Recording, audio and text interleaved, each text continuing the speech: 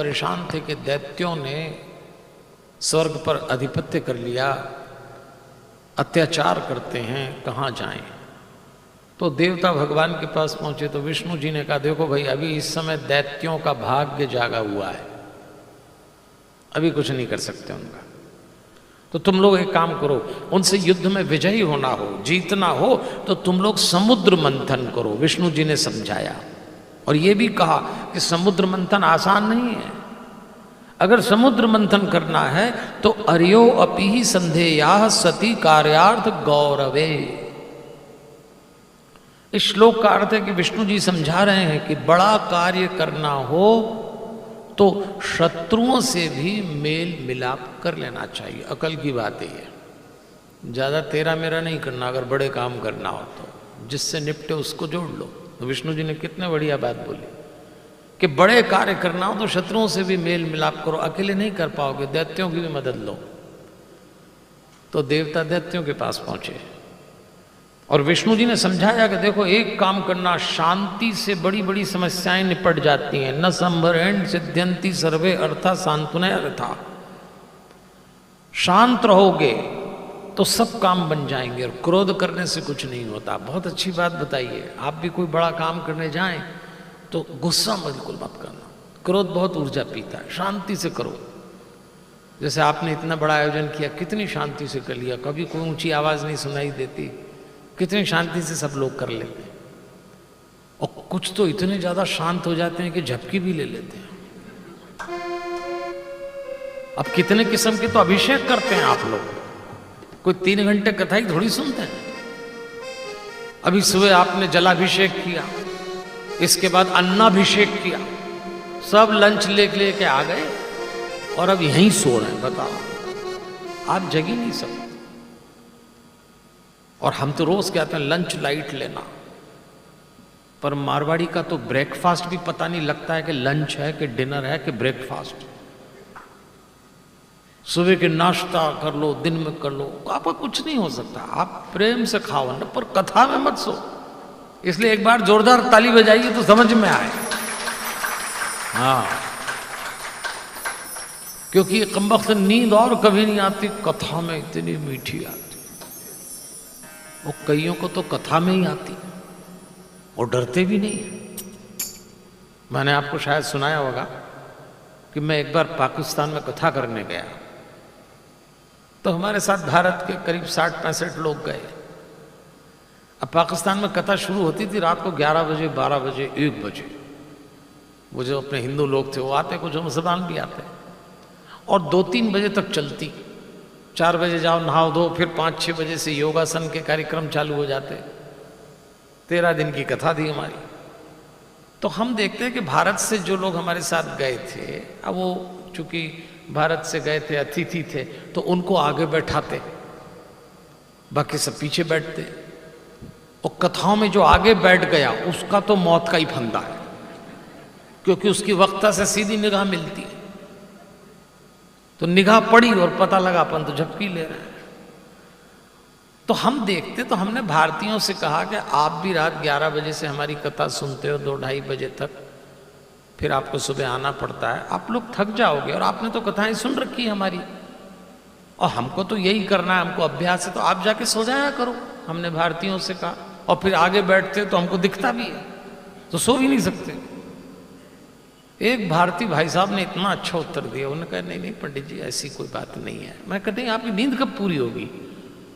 तो उन भारतीय भाई साहब ने कहा, नहीं पंडित जी, हमारी नींद पूरी हो जाती है। मैं, कैसे पूरी हो जाती? आप भी तो 11-12 बजे मेरे सामने ही बैठते हो और मैं देखता हूँ। तब उन्होंने कहा, अरे पंडित जी, आपकी कथाएं सुन सुन के हमको इतनी प्रैक्टिस हो गई कि हम आँख खोल के ही सो लेते हैं। आप, ये कई कलाकार यहाँ ऐसे बैठे हैं कि मुझको लगता क्या ध्यान से सुन रहे हो, पूरी निकाल के बैठा है। नहीं, इसलिए तालियां बजवाता हूं मैं आपसे, जरा एक बार बजा दीजिए फिर चलें।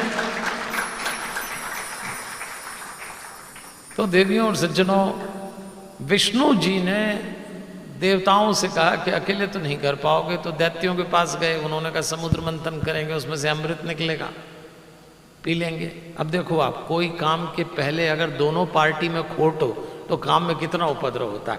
देवता सोच रहे थे निकलेगा अपन पी जाएंगे, इनसे धोखा कर लेंगे। दैत्य सोच रहे थे अमृत निकलेगा मार पीट के इनको भगाएंगे, अपन पी आएंगे। अब देखो दोनों के ही मन में खोट है, दोनों ही सोच रहे हैं कि एक दूसरे को निपटा लेंगे। ठीक है, समुद्र मंथन आरंभ हुआ। सब आप कथा जानते हैं। मंदराचल पर्वत की मथनी बनाई, जैसे हमारी मिक्सी में बीच में इंस्ट्रूमेंट होता है, और सारे साधन औषधियां संसार भर के शुभ साधन उसमें डाले गए। वासुकी नाग की रस्सी बनाई और मंथन आरंभ हुआ। ऐसा मंथन किया, ऐसा मंथन किया, अमृत निकलना था। 14 रत्न निकले देवियों और सज्जनों। सबसे पहले निकला कालकूट नाम का हलाहल विष, ऐसा तीखा विष, सबकी चमड़ी जलने लगी, सांस लेने दूभर हो गया, ऐसा लगा ब्रह्मांड जल जाएगा। देवता दौड़ के विष्णु जी के पास पहुंचे। महाराज आप तो कह रहे थे अमृत निकलेगा, ये तो विष निकल आया। तो विष्णु जी ने बड़ी प्यारी बात बोली कि बेटा जीवन में अमृत ऐसे नहीं मिल जाता, पहले विषपान करना पड़ता है तब अमृत मिलता है। और विषपान का अर्थ पहले संघर्ष करना पड़ता है तब सफलता मिलती है। जीवन का विपरीत जिसने न देखा हो वो सफलता का स्वाद भी नहीं चख सकता। थोड़ा संघर्ष करो। पर ये विष ऐसा है, देवताओं ने कहा अगर थोड़ी देर रुक गया तो ब्रह्मांड नष्ट हो जाएगा, तो क्या करें। तो विष्णु जी ने कहा एक काम करो, इस विष का निपटारा केवल एक ही व्यक्ति कर सकता है और वो है भगवान शंकर। तो तुम कैलाश चले जाओ। आज आपने देखो सब इनका जो किया, ये क्या है, वो कैलाश पहुंच गए। कैलाश में शंकर जी अपनी पत्नी सती देवी के साथ बैठे हुए। देवताओं ने जाके प्रणाम किया। उन्होंने पूछा भाई कैसे आए। बोले एक काम है। शंकर जी ने कहा बताइए। हो जाएगा। अरे वाह, क्यों नहीं करेंगे, आपका काम है, अतिथि द्वार पे आए, बोलिए क्या बात है। तो देवताओं ने कहा कि समुद्र मंथन में विष निकल आया। अरे अच्छा, फिर क्या करना, आप पी लो। अब बताओ, तुम्हारे घर द्वार पे आके सीधे ही, वो तो भोलेनाथ हैं, उन्होंने अपनी पत्नी से पूछा, ये कह रहे हैं विष पी लूं, तो तू कह तो पी लूं। अब आप बताओ, कोई पति अपनी पत्नी से पूछे कि जहर पी लूं तो क्या हाँ करेगी। और जैसे ही शिव जी ने अपनी पत्नी सती देवी से पूछा कि तू कहे तो पी लूं, तो सती देवी ने अंतरराष्ट्रीय पत्नियों का उत्तर दिया। पूरे इंटरनेशनल लेवल पे पूरी दुनिया में पत्नियां जो बोलती हैं वही उनने बोला कि पूछ तो ऐसे रहे हो जैसे सारे काम मुझसे पूछ के करते हो। आप लोगों की बात नहीं कर रहा हूं, यहां अलग जोड़े बैठे आप तो इस तरह के वार्तालाप नहीं करते हैं। आपके तो क्या अंडरस्टैंडिंग लेवल है, चेहरे से ही दिख रहा है। सती देवी ने कहा ऐसे पूछ रहे जैसे मुझसे पूछे, मेरा कोई काम नहीं करते, अब आप जानो आप। अरे शिव जी ने बोला परेशान हो रहे हैं, आप देख लीजिए। और जैसे ही भगवान शंकर ने वो विष कालकूट नाम का हलाल पिया, इतना तीक्ष्ण था, प्रभावकारी।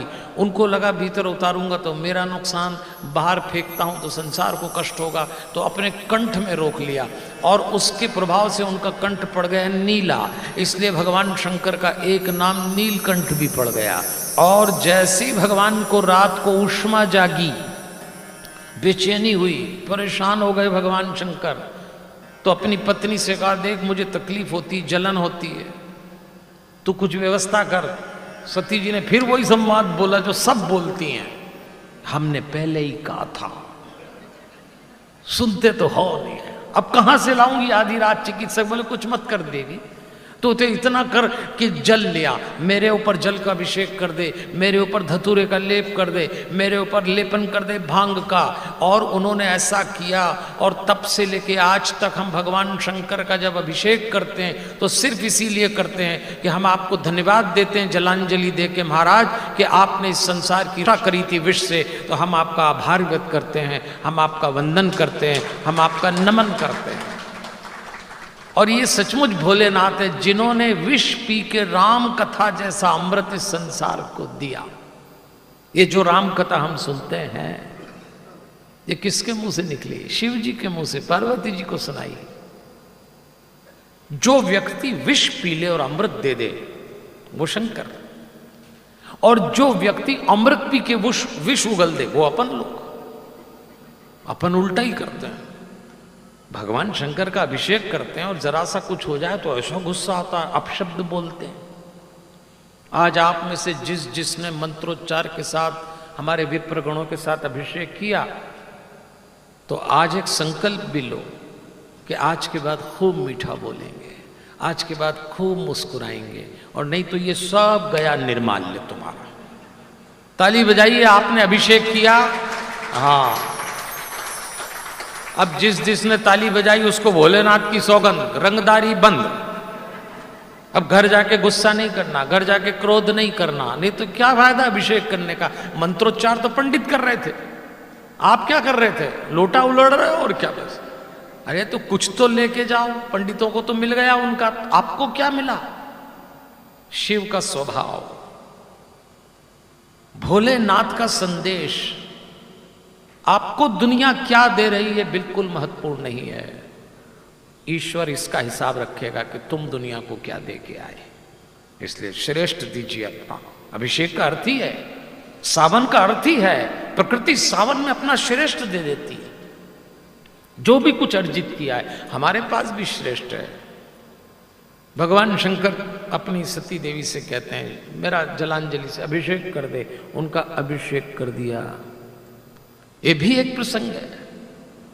और देवियों और सज्जनों, इसीलिए मैं आपसे कहता हूं हमारे भोलेनाथ से सीखिए। भोलेनाथ सचमुच बहुत भोले हैं। दूसरे में कामधेनु निकली, ऋषि मुनि लेके चले गए। तीसरे में उच्चेश्वा नाम का घोड़ा, वो लेके बलि चला गया। चौथे में ऐरावत नाम का हाथी निकला, इंद्र ने कहा हम ले। पांचवे में कौस्तुभ मणि निकली, इंद्र का भगवान विष्णु ने कहा हम ले जाएंगे। कल्पवृक्ष निकला, स्वर्ग भेज दिया। अप्सराएं निकली, और जैसे ही अप्सराएं निकली तो देवताओं ने कहा हम ले जाते, हम ले जाते। अच्छा तुम ले जाओ। लेकिन जैसे ही आठवां क्रम आया, चारों तरफ सुगंध फैल गई, और सबने देखा तो आठवें क्रम में लक्ष्मी जी निकल के आ रही और ऐसी चल रही हैं रुन झुन। ग्रंथकार ने लक्ष्मी जी को देख कर लिखा रूपोदार्य वयोवर्ण महिमा क्षिप्त चेतसः। इस ग्रंथ में लक्ष्मी जी के प्रवेश पे ग्रंथकार कह रहे हैं उनका सौंदर्य, उनका औदार्य, उनका रोवन, यौवन हरिओम, उनका रूप, उनका रंग ऐसा था कि सबका चित्त खींच लिया। और लक्ष्मी ऐसी होती है, लक्ष्मी सबको खींचती है जनाब। तो लक्ष्मी आई तो सबका चित्त खिंच गया और सब सोचने लगे हमें मिल जाए, हमें मिल जाए। अच्छा लक्ष्मी जी कैसे चल रही थी? ऐसे इठलाते हुए, ऐसी बल खाते हुए, कभी इधर देखती कभी उधर देखती। तो ग्रंथकार ने उनकी मुद्रा देख के लिख दिया सबृढ़ासम ददति सुशोभनम। सबृढ़ासम इसका अर्थ होता है इधर उधर देख के मुस्कुरा रही थी। इसीलिए मैं आपसे कहता हूं लक्ष्मी चाहिए तो जरा मुस्कुराइए।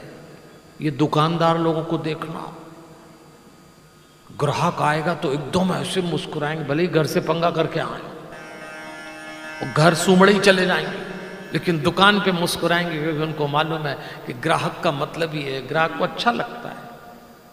और लक्ष्मी जी ने आते ही पहली क्रिया सबृढ़ासम ददति सुशोभनम। लक्ष्मी कहती मुझे मुस्कुराना पसंद है, मुस्कुराते लोग पसंद हैं। इसीलिए मैं आपसे कहता हूं जरा मुस्कुराइए, जरा मुस्कुराइए। देखिए एक बात बताता हूं, मेरी बात हो गई है अनिल जी से, संगीता बहन जी से और श्री वल्लभ जी से, और ये बात हो गई है कि आज जो जो भी मुस्कुराएगा उसको बाहर निकलने पे 500 रुपये नगद देंगे ये लोग। अभी ताली बजाइए, अभी क्या दिक्कत है? हाँ ताली बजाओ। देखो 500 रुपये के नाम पे क्या तालियां बजी, एकदम चेहरे खिल गए। 500 रुपये में हंस रहे हैं लोग, और इतना बेशकीमती मनुष्य का जीवन मिला है, ऐसी बात देंगे। और मैं तो कह नहीं रहा, ग्रंथ कह रहा है लक्ष्मी जी इधर निकली उधर निकली तो सबने कहा हमारी हो जाए, हमारी हो जाए। कौन नहीं चाहेगा लक्ष्मी को? तो सबसे पहले ब्रह्मा जी ने सोचा, तो ब्रह्मा जी पास में गए, देवी हमारी हो जाओ। तो लक्ष्मी जी ने कहा आपकी तो पक्की नहीं होती, बाप बराबर हो मेरे, हटो इधर से। ब्रह्मा जी रिजेक्ट हो गए, अब किसको मिलेगी? देवता खड़े हो गए, उन्होंने कहा हमारी हो जाओ। बोले तुम देवता बनते हो पुण्य से, और मैं बाप दादाओं के पुण्य से मिल तो सकती हूं, रुक नहीं सकती। रुकने के लिए अपना पुरुषार्थ लगाना पड़ेगा। तुम भी हटो। वो भी हट गए। ऋषि मुनि खड़े हो गए, देवी हमारी हो जाओ। ऋषि मुनियों की भी जरूरत है, हमको आश्रम बनाना है, अस्पताल बनाना है, स्कूल बनाना है, आश्रम में बहुत सारे काम कराना है। उन्होंने कहा तुम ऋषि मुनियों साधु संतों को एक सूक्ष्म अहंकार होता है कि तुम लोग समाज से ऊंचे, और जिस किसी को अहंकार हो मैं उसके साथ भी नहीं जाना चाहती, हटो चलो। सब लोग सोचने लगे। अच्छा, भगवान शंकर ने सोचा जब से ये देवी प्रकट हुई है हर कोई इसके आगे पीछे घूम रहा है, तो अपन भी खड़े हो जाओ। तो भोलेनाथ पहुंच गए और उन्होंने कहा देवी हमारी हो जाओ। लक्ष्मी जी ने कहा तुम्हारी तो बिल्कुल नहीं होती, आपको तो मैं शुरू से ही जानती हूं, आपका कोई भरोसा नहीं, न मालूम किसको टिका दो मुझको। अच्छा, भगवान शंकर ऐसा कर चुके हैं। रावण ने जब भगवान शंकर को प्रसन्न किया तो भगवान शंकर ने जब रावण से कहा क्या मांगता है, तो पास में खड़ी थी पार्वती जी, और हमारी मां पार्वती बहुत सुंदर है। तो रावण ने कहा इनको दे दो, वो तो दुष्ट था। तो शिव जी ने कहा ठीक है, कहा है तो ले जा। तो रावण पार्वती जी को लेके चल दिया, और जब पार्वती जी को लेके चल दिया तो नारद जी को पता लगा। नारद जी दौड़ते आए और नारद जी ने रावण से कहा किसको ले जा रहे? बोले अपने को पार्वती मिल गई। नारद जी ने कहा मूर्ख है तू रावण, ये पार्वती नहीं है, ये पार्वती की प्रतिछाया है। असली पार्वती जी को तो शिव जी ने पाताल में मय दानव के पास छुपा के रखा है। तो रावण ने पार्वती जी को छोड़ा और पाताल में ढूंढने लगा। उधर से एक सुंदर सी स्त्री चली आ रही। रावण ने कहा यही पार्वती होगी, तो हाथ पकड़ लिया, चल मेरे साथ। उसने कहा मैं पार्वती नहीं। बोले तू कौन है? बोले मैं तो मय दानव की बेटी मंदोदरी हूं। तो रावण ने कहा चल तू ही चल, ठीक दिख रही है, चल। रावण जैसे लोग एक स्त्री पे नहीं टिकते, इसी का नाम रावण है। रावण एक वृत्ति है जिसके पास चरित्र नहीं होता, सिर्फ भोग और विलास होता है। तो भगवान भोलेनाथ है तो लक्ष्मी जी ने मना कर दिया, आपकी तो बिल्कुल नहीं होगी, न मालूम किसको टिका दो। और मैं उसकी भी नहीं होती जो मेरा ठीक से सेविंग नहीं करता, जो मेरा ठीक से इन्वेस्टमेंट नहीं करता, जो मुझे डबल नहीं कर सकता, उसकी तो सिंगल भी नहीं होती, आप भी हटो। और लक्ष्मी जी हमको भी समझा रहे हैं कि जीवन में लक्ष्मी आए तो बढ़ाना और बचाना ये कला का खेल है, पैसा ऐसे नहीं बनता। लक्ष्मी जी समझा रही हैं कि मुझे बढ़ाना भी सीखो और मुझे बचाना भी सीखो, मेरा इन्वेस्टमेंट करो, मेरी सेविंग्स करो, और मेरी तुम्हारी भी नहीं होती। अब सब लोग सोचने लगे कि नखराली ना इसकी होती ना उसकी होती तो होगी किसकी। उसी समय लक्ष्मी जी ने देखा एक है जो लेटे हुए पीताम्बर ओढ़ के, वो ध्यान भी नहीं देते लक्ष्मी जी की ओर। लक्ष्मी जी पास में गई और कहती मैं निवेदित हूं, मैं आपसे विनम्रता से निवेदन कर रही हूं कि आप मुझे स्वीकारिए। और वो नारायण थे, आँख खोल के देखा। उन्होंने कहा देखो देवी, हमारे पास तो एक ही स्थान है, वो हमारा हृदय है। पहले से भृगु ऋषि के चरण चिन्ह है, इसमें कौस्तुभ मणि है, इसमें वैजयंती माला है। चौथे क्रम में आप पधार जाइए, मैं हृदय में स्थान दे सकता हूँ। और लक्ष्मी नारायण की हो गई, ऐसे लक्ष्मी नारायण हो गए। किसी ने पूछा भी सही लक्ष्मी देवी से कि आप एक बात बताइए, आपने इनको मना किया, उनको मना किया, उनको मना किया, फिर आप इनकी क्यों हो गई? तब लक्ष्मी जी ने कहा कि मैं जानती हूं कि जिस किसी दिन मैं सीता के रूप में परेशानी में आऊंगी, जिस किसी दिन द्रौपदी के रूप में मेरे ऊपर संकट आएगा, एक ये है जो कभी राम बन के आएंगे, कभी कृष्ण बन के आएंगे, मैं उसकी होती हूँ जो मेरी रक्षा करना जानता है, जो मेरा मान करना जानता है, जो मेरा सम्मान करना जानता है। लक्ष्मी उसकी होती है। ये संकेत दे रही लक्ष्मी। इसलिए देवियों और सज्जनों, धन अगर जीवन में आए तो दुरुपयोग मत करना। एक एक पैसा ईमानदारी से कमाइएगा और एक एक पैसा धर्म में खर्च करिएगा। आज बहुत पैसा आया लोगों के पास, बुरा मत मानना, क्या बरसा है पैसा, लेकिन कैसा जीवन बिताया लोगों ने। जो नाइट लाइफ देखने को मिलती है आज, मैं ऐसे लोगों को जानता हूं जिनकी 1 करोड़ रुपए महीना सैलरी है, और मैं उनको देखता हूं कि ये कहां खर्च करते होंगे, आप कल्पना नहीं कर सकते, इतना कमा रहे हैं लोग। इसलिए याद रखिए देवियों और सज्जनों, धन आए तो दुरुपयोग मत करना। आज जरा सा हमारे पास धन आता है, हमको ये विचार करना पड़ेगा कि लक्ष्मी जी से हमारे 3 संबंध हैं। पहला वो हमारी माँ है, दूसरा वो हमारी बेटी है, और तीसरा वो हमारे घर की शोभा है, अर्धांगिनी आपकी। जरा विचार करके बताइए, आप अपनी माँ को तंबाकू मदिरा पिलाते हैं? आप अपने घर में बैठी हुई बेटी को ऐसी जगह ले जाते हैं जहां नहीं ले जाना चाहिए? आप अपनी अर्धांगिनी के साथ कोई दुर्व्यवहार करते हैं ऐसा? लेकिन हमारी जेब में पैसा आता है तो हम उस पैसे की जगह मदिरा पीने जाते हैं, जुआ खेलते हैं, व्यभिचार करते हैं। उन सारी जगह लक्ष्मी खर्च की जा रही है जहां हम अपने घर में बैठी माँ बहन बेटी को नहीं ले जा सकते। तो वो भी आज बहुत दुखी है। इसलिए जिनके यहाँ लक्ष्मी आई और अगर उन्होंने दुरुपयोग किया तो फिर उनके घर शांति कभी नहीं आएगी। लक्ष्मी बेचैन होती है तो जीवन अशांत हो जाता है। इसलिए कम कमाओ पर खर्च धर्म के साथ करो भले ही, लेकिन लक्ष्मी आज तड़प रही है। आज हमारी माँ बहुत परेशान, आज देखिए लोग दुरुपयोग करते हैं उसका। इसलिए मेरा तो अनुरोध है आपसे, आज का ये प्रसंग समुद्र मंथन का, माँ लक्ष्मी हमसे कहती है मैं तुम्हारे जीवन में आने को तैयार हूं, पर मेरा उपयोग बहुत अच्छे से करना। 9वें क्रम में, 8वें क्रम में लक्ष्मी आई थी, अब 9वां क्रम आया और 9वें क्रम में निकली वारुणी। तो दैत्यों ने कहा हम लेंगे हम लेंगे हम लेंगे। वारुणी तो समझते हैं आप? ओ, वारुणी नहीं समझते?